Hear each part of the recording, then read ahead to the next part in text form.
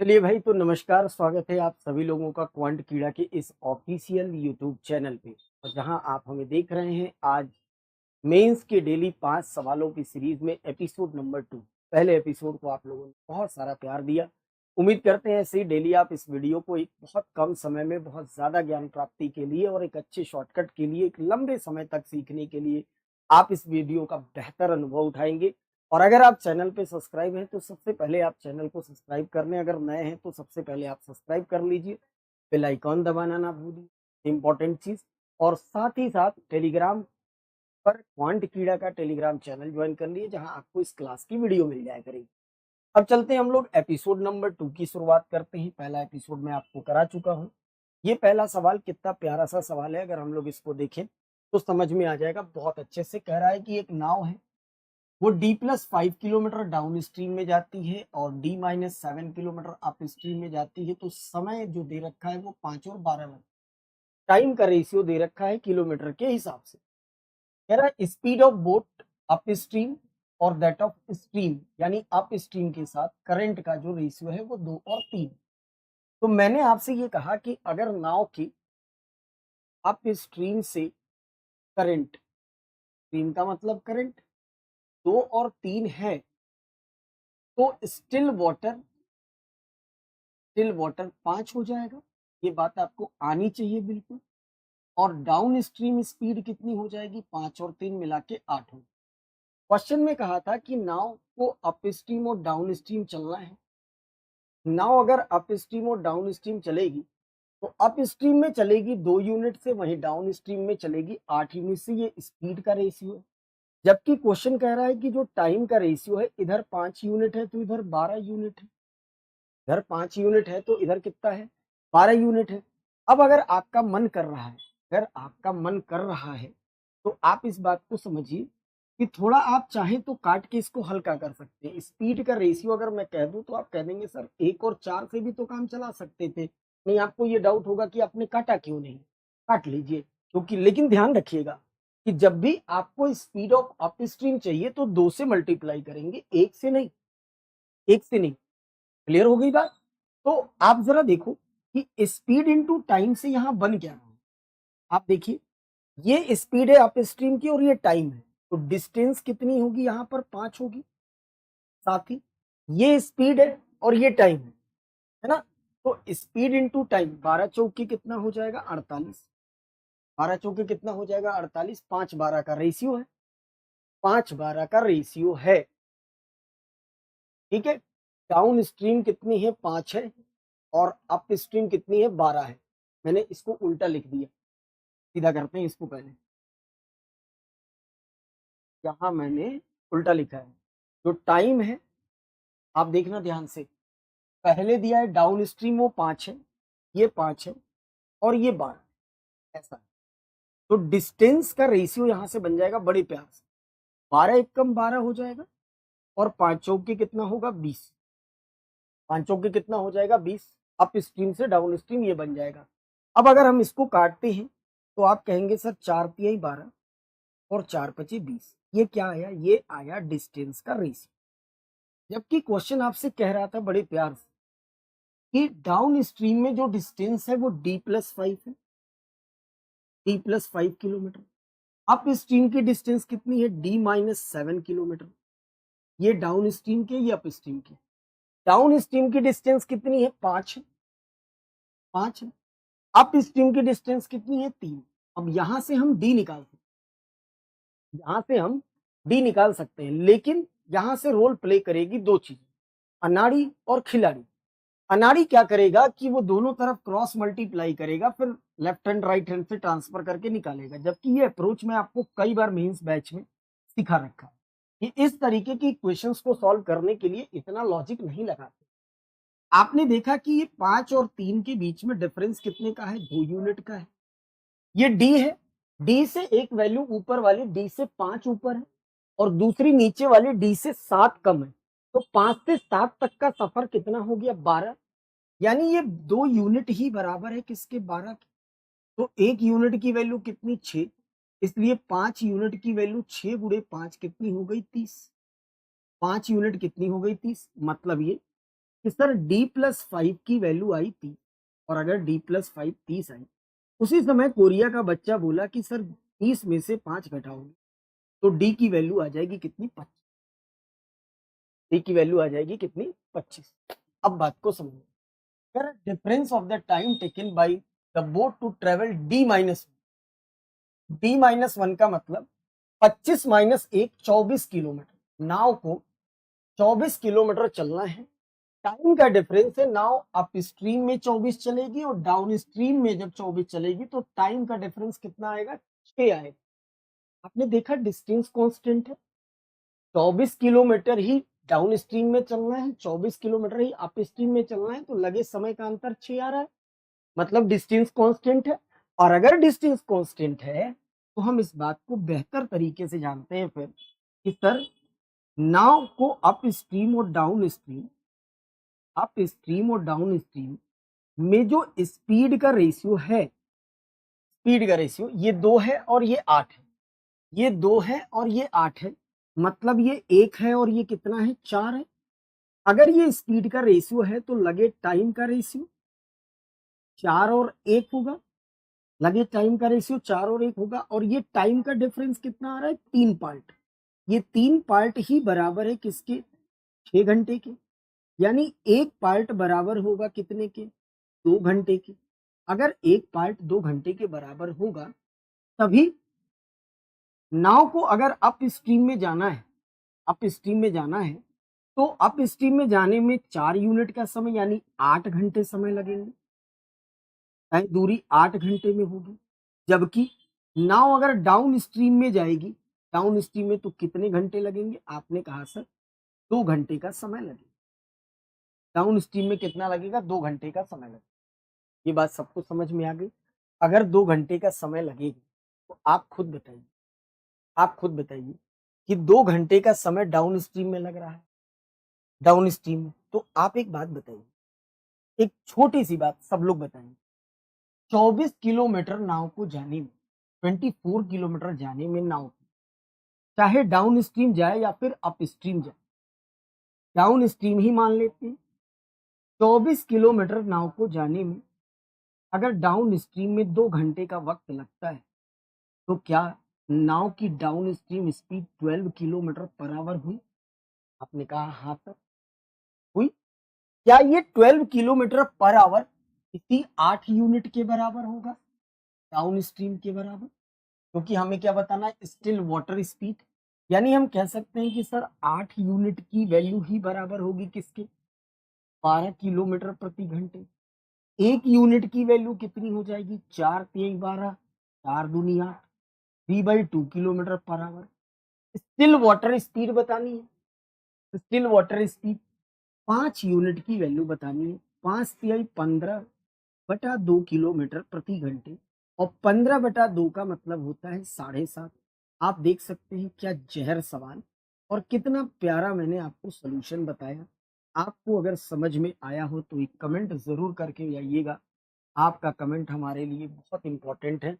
7.5 kilometre per hour, पूरे chapter का ये निचोड़, पूरा कॉन्सेप्ट आपने इसमें उठा लिया इस सवाल में, और बहुत प्यारा।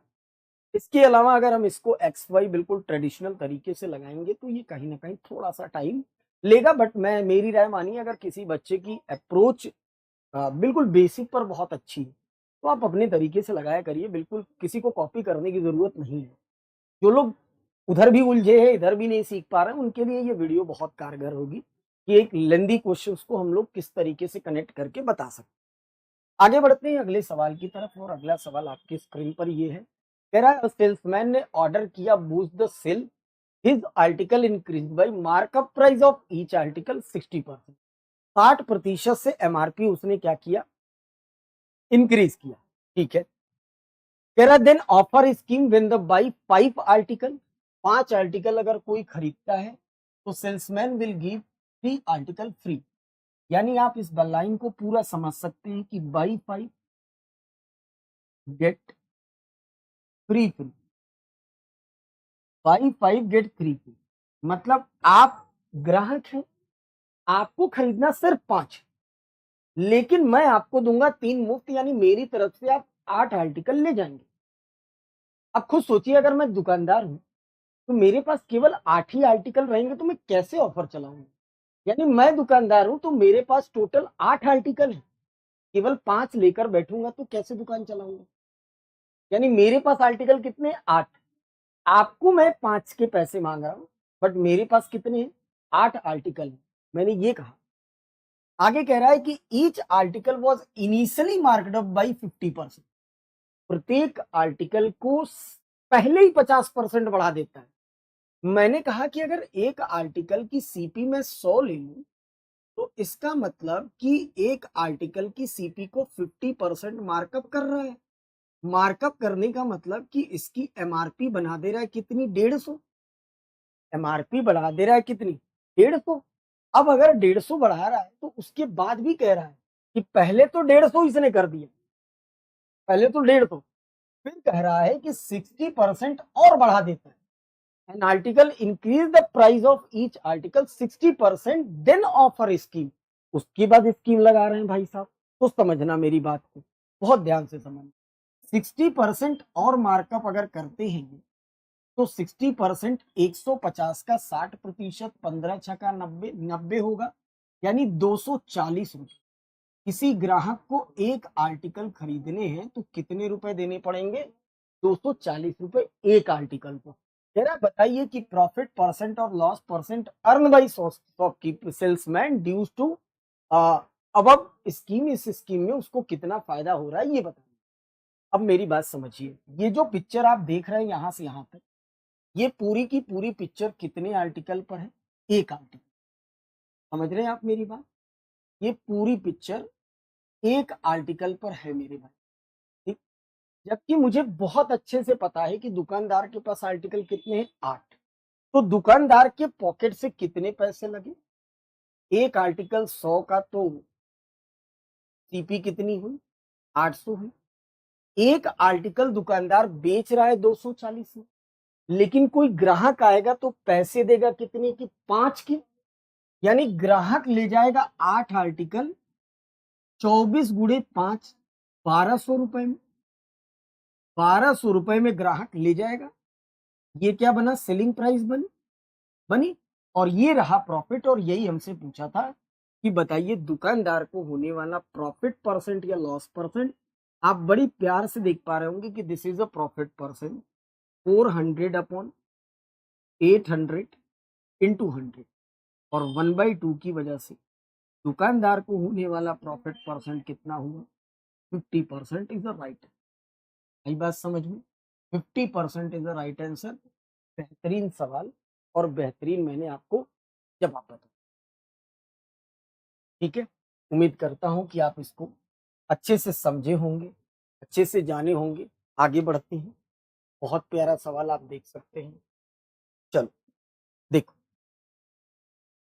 कह रहा है आपसे कि an article is markup by 100%, sorry x% and sold at a discount of 0.5x% and earn a profit of 8%, then find the value of x if value of x is 20 more than 20। x की value जो होगी वो 20 से ज्यादा होगी, इस बात का ध्यान रखना है। देखो मैं आपको एक बात बताऊं, इस क्वेश्चन को लगाने के तमाम रास्ते खबर है, लेकिन कई बार क्या होता है कि हम लोग उस अप्रोच को पकड़ के चलते हैं जिनमें कई बार तो कैलकुलेशन मिल जाती है, बट एग्जाम टाइम में ना एक्सपेरिमेंट करने का समय नहीं है।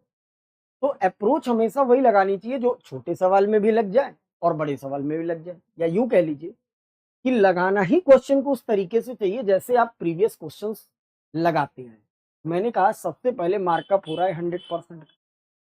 तो अगर मैं कहूं कि सामान की सीपी 100 है, x% मार्कअप होगा तो 100 प्लस एक्स होगा। हम तो ऐसे ही जानते हैं लगाना। बाकी मैंने बोला ना सोल्यूशन बहुत सारे हैं इसके। डन। ये क्या बन गई? एमआरपी। एमआरपी पे मैं डिस्काउंट लगा रहा हूं कितना? 0.5 x% का मतलब 100 माइनस 0.5 एक्स अपॉन 100। याद करिए, ऐसे ही करते हैं। ठीक है, और ये बराबर हो जाता है कितने की?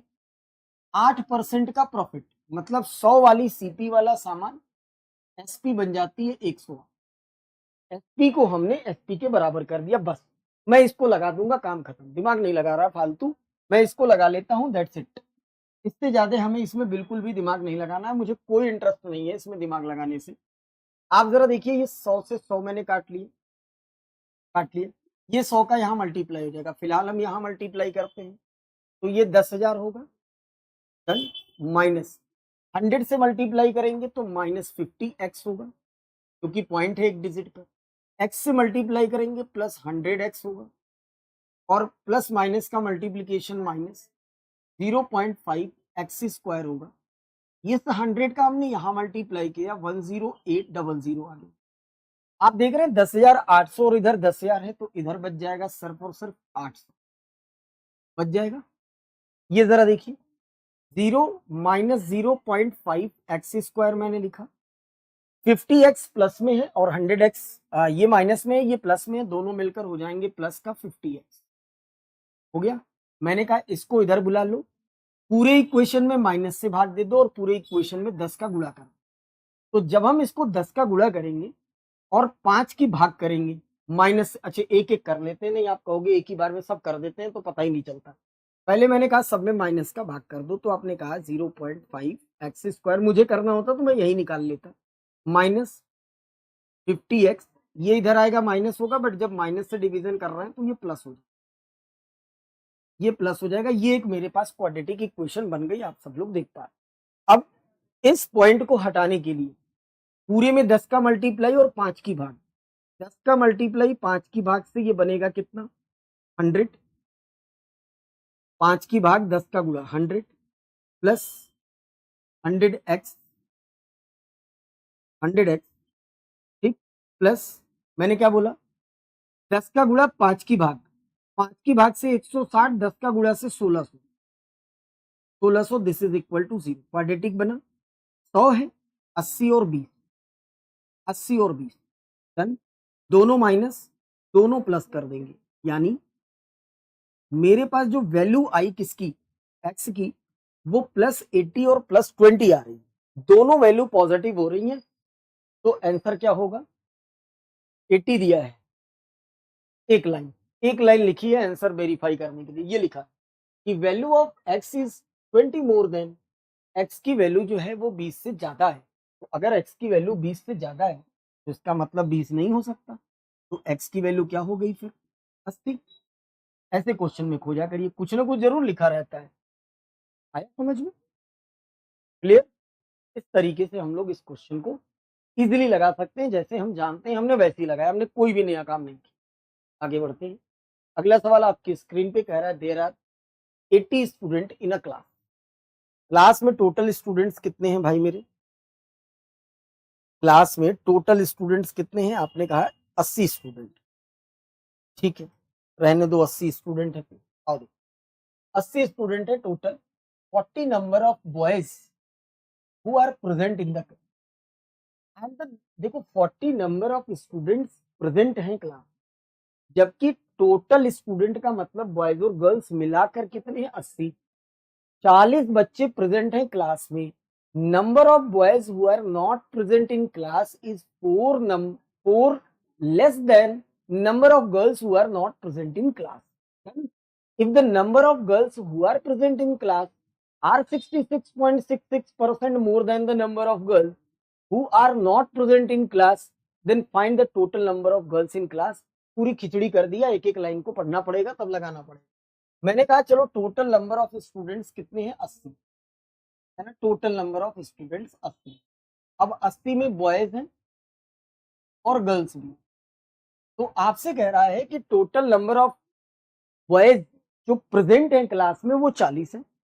तो अगर प्रेजेंट वाले बॉयज 40 हैं, प्रेजेंट लिख लू 40, प्रेजेंट 40 है, कह रहा जो बच्चे, जो लड़के who are not present in class, जो एब्सेंट है, वो 4 कम है number of girls who are not present in class.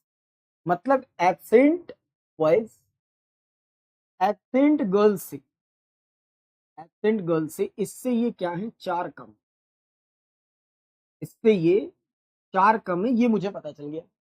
फिर कह रहा है number of girls who present in class, जो गर्ल्स प्रेजेंट इन क्लास है वो 66.66% more than, what is 66.66%, this is 2/3, 2/3 यानी 2/3 ज्यादा है किससे? Number of girls who are not present in class. यानी ये इससे और ये, अगर ये 3 पार्ट है तो ये 2 पार्ट है। कौन? Present girls. अब मेरी बात समझ, मैं ये कह रहा हूं कि अगर मैं इसको, सुनना, अगर मैं इसको 3x ले लूं तो ये 2 ज्यादा था, माफ करिएगा, ये 2 ज्यादा है, तो हमें इसे 5 लेना पड़ेगा। ये 5x होगा, ठीक, 2 ज्यादा। अब मेरी बात समझ, इसमें से 4 कम, मतलब दिस इज 3x माइनस 4 हो जाएंगे। ठीक, पूरे क्वेश्चन में 2 ही चीज का लफड़ा है, प्रेजेंट और एब्सेंट। फेल, पास, ऐसा कुछ भी नहीं दिया है। मतलब सब कुछ जोड़कर किसके बराबर होगा? 80 के बराबर होगा। भाई पास गर्ल्स और एब्सेंट बॉयज और गर्ल्स दोनों, सब मिलाकर कितना होगा? 80 के बराबर होगा। तो मैंने कहा अगर सब कुछ जोड़ के 80 के बराबर हो रहा है, तो हमने कहा कि 80 में से सबसे पहले तो 40 हटा दो, 40 बचेगा। 5 3 8, 8 3 11, यानी 11x इज इक्वल टू 40 बचा, 40 में से 4 हटा, 4 और जोड़ देंगे, माइनस से उधर जाएगा, जुड़ जाएगा, 44। तो अभी कोरिया का बच्चे ने बोला कि सर x की वैल्यू 4 आ रही है क्या? हमने कहा हाँ, बहुत सही जा रहे हो तुम, 4 आएगी, बहुत सही जा रहे हो, 4 आएगी। कह रहा find the total number of girls in a class. ये लड़का लड़की के चक्कर ही खराब है। और देखो, कह रहा find the total number of girls in a class. Girls बतानी है क्लास में, पता है ये दोनों मिला के गर्ल्स होंगी, ना पास ना फेल, सारी होनी चाहिए। यानी टोटल नंबर ऑफ गर्ल्स कितनी है? 8x। और x की वैल्यू बेटा कितनी आ गई? 4। तो 8 चौके आप कहोगे कि सर 32 हो जाएगा। इसका बेहतरीन सा जवाब 32, ऑप्शन नंबर। उम्मीद करता हूँ आपको बहुत मजा आ रहा होगा इस शो को देखकर। मैंने बहुत दिल से इस शो को तैयार किया है। प्लीज आपसे विनम्र निवेदन कि आप इसको ज्यादा से ज्यादा शेयर, लाइक, टाइप, ये आपका करने का फर्ज बनता है ना? मजा आएगा आपको। एक लंबे समय तक इस पे काम करने के बाद आपको बहुत अच्छा लगेगा कि फ्री में भी कुछ चीजें बहुत अच्छी उपलब्ध कराई जाती हैं। हर समय पैसे से ही चीजें नहीं होती, है ना? तो वो साथी जो पढ़ना चाहते हैं और परेशान है किसी वजह से, आ नहीं सकते, पढ़ नहीं सकते, वो बड़े प्यार से इस वीडियो से लुत्फ उठाकर अपनी प्रिपरेशन को स्ट्रॉन्ग कर सकते हैं। सवाल नंबर 5वां, a container contain 160 litre of pure milk. एक कंटेनर में 160 लीटर तो प्योर मिल्क। एक कंटेनर में प्योर मिल्क कितना है? 160 लीटर, केवल और केवल milk. X litre of pure milk replaced by same quantity of water. यानी जितना मिल्क निकाला उतना ही पानी मिला। X litre of pure milk यहां से निकाला। आप बताइए, जब इसमें से मिल्क आप निकाल लेंगे, एक्स लीटर मिल्क आपने निकाला, ये मिल्क मिल्क जितनी भी निकाला हो, अगर आपने ने इसमें उतना ही पानी मिला दिया, एक्स लीटर ऑफ वाटर, तो क्या आप लोग इस बात को एडमिट करोगे कि सर कंटेनर अगेन 160 का हो गया? हाँ, ये बात जरूर सच है कि ये केवल और केवल मिल्क है। लेकिन लेकिन लेकिन ये अब मिल्क नहीं रहा, बल्कि दिस इज अ मिक्सचर। ये मिक्सचर हो गया। भाई जितना मैंने मिल्क निकाला उतने ही पानी से रिप्लेस किया। डन? तो चाहे जितना मिल्क निकाले, अगर उतना ही पानी डाल दिए, तो कंटेनर पहले जितना था उतना ही अभी भी हो गया, 160 हो गया। लेकिन 160 में मिल्क भी होगा और वाटर भी होगा, इस बात का हमें ध्यान रखना पड़ेगा। डन हो गई बात? अब आगे आपसे कह रहा है कि due to which quantity of milk become thrice 3 times of water. ऐसा करने से जो मिल्क की क्वांटिटी है वो वाटर की क्वांटिटी का 3 गुना हो जाती है। मतलब इस 160 में मिल्क वाटर से 3 गुना हो जाता है। तीनों एक, 4 यूनिट, एक पार्ट 40, वाटर की मात्रा 40 और मिल्क की मात्रा 120। अब मेरी बात सुनना बहुत है। 20 litre of mixture is replace. अब कह रहे हैं इसमें से 20 लीटर आप मिक्सचर को निकालो, मिक्सचर निकालना है यानी पूरे में से निकालना है। इस पूरे में से 20 लीटर मिक्सचर को निकालना है। 20 litre of mixture is taken out. 20 litre mixture निकालना है। निकालने के बाद replace by same quantity of water, उसका मतलब उतना ही पानी फिर मिला देना है। तो जब आप 20 मिक्सचर निकाल रहे हैं, 20 मिक्सचर निकाल रहे हो, तो ये जो 20 लीटर आप निकाल रहे हो, इसमें भी जो मिल्क और वाटर निकलेगा वो 3 और 1 के ही अनुपात में निकलेगा, क्योंकि मिक्सचर में ही 3 और 1 के अनुपात में है ना। और हमें बताना क्या है, quantity of water in final mixture. तो मैं सिर्फ और सिर्फ वाटर को टारगेट करूंगा कि वाटर कितना था, मिक्सचर जब निकाला तो कितना निकला, और अगेन मैंने 20 लीटर उसमें मिलाया तो अब पानी की मात्रा कितनी है, बस इतनी। पहले से मिक्सचर कितना था 40, मैंने जब पहले से वाटर कितना था 40, मैंने जब मिक्सचर निकाला तो इस 20 लीटर में भी मिल्क और वाटर का जो रेशियो निकला होगा वो 3 और 1 के ही अनुपात में निकला होगा। 4 पार्ट 20 होने से 1 पार्ट 5 होने से 1 पार्ट कितना हो गया 5 लीटर, यानी 20 लीटर में 5 लीटर पानी तो निकल गया। अगर सॉरी हाँ, इस 20 में 5 लीटर तो पानी निकला है, बाकी 5 तिहाई 15 लीटर इसमें क्या निकला है, मिल्क निकला है। तो पहले से वाटर कितना था, पहले से वाटर कितना था मिक्सचर में 40, 40 में से जब तुमने 20 लीटर मिक्सचर निकाला उसमें 5 लीटर तो पानी निकल गया। अगर 5 लीटर पानी निकल गया तभी मेरे समझ में आया कि सर अब जो मिक्सचर में पानी बच रहा है वो बच रहा है 35 बच रहा है। लेकिन मैं क्या करता हूं, मिक्सचर निकालकर 20 लीटर अगेन पानी मिला देता हूं, पानी पानी में आके मिल जाएगा। और पानी पानी में आके मिलेगा तो व्यास जी आप मानिए इस बात को, सब पानी पानी कर दिया।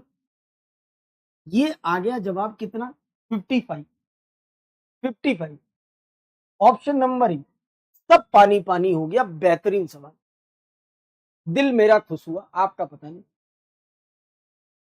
सही। तो ये थे एपिसोड नंबर 2 के 5 झन्नाटेदार सवाल।